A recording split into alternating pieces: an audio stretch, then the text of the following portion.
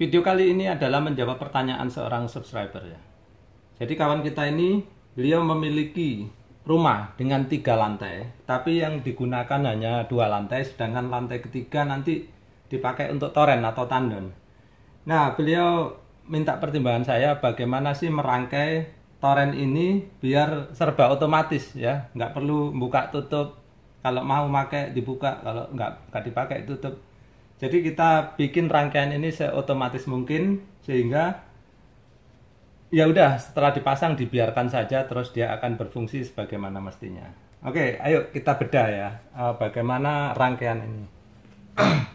Ini yang saya usulkan. Jadi kita lihat lagi ya. Ini adalah lantai 1, isinya nanti ada kamar mandi. Mungkin kamar mandinya boleh lebih dari 1 ya, 1, 2 atau 3. Tapi saya gambarkan cukup 1 saja.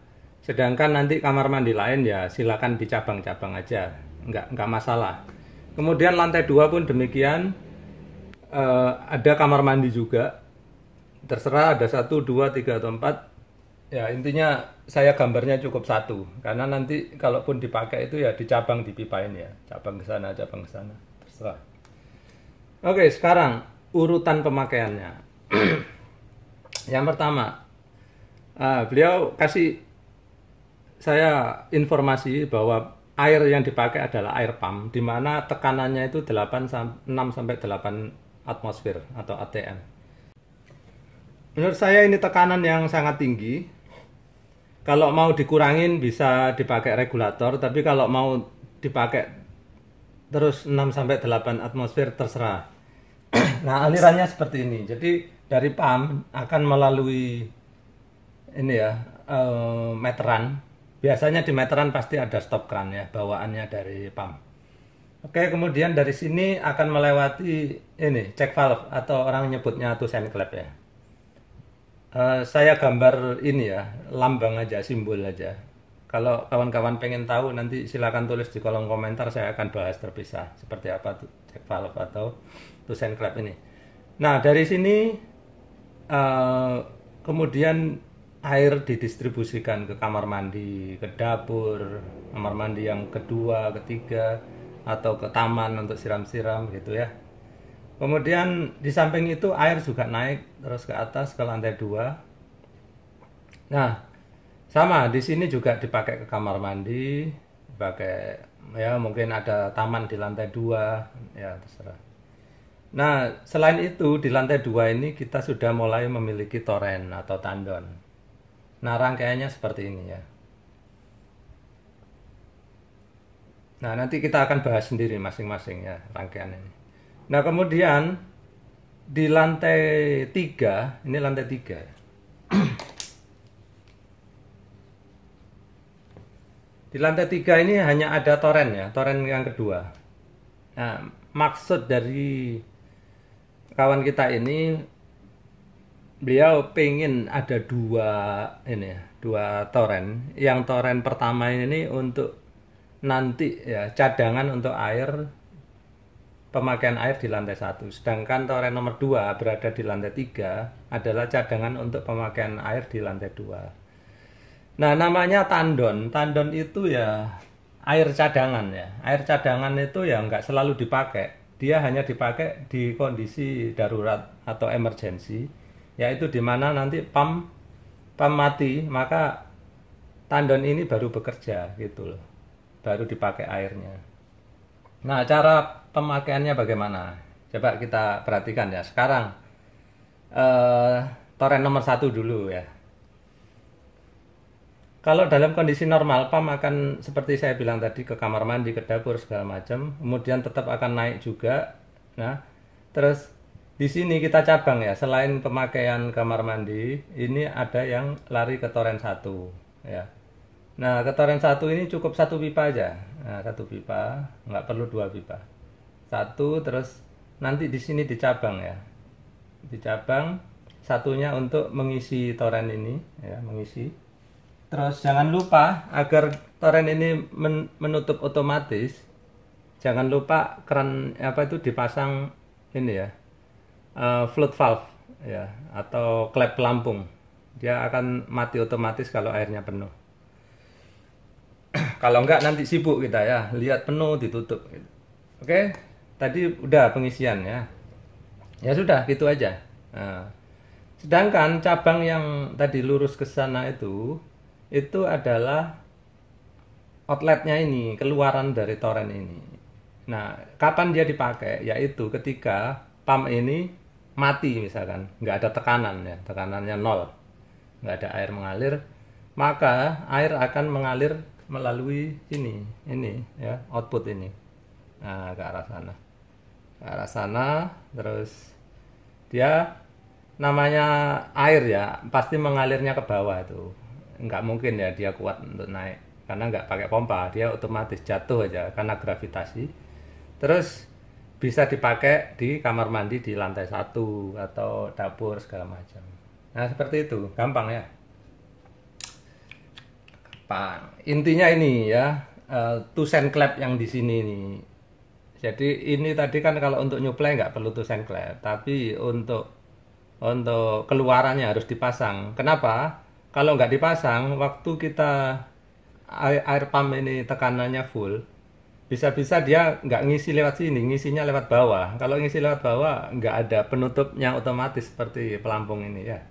Jadi harus dipasang tusen klep atau check valve agar air selalu lewat bagian atas dan bisa tertutup otomatis oleh klep pelampung.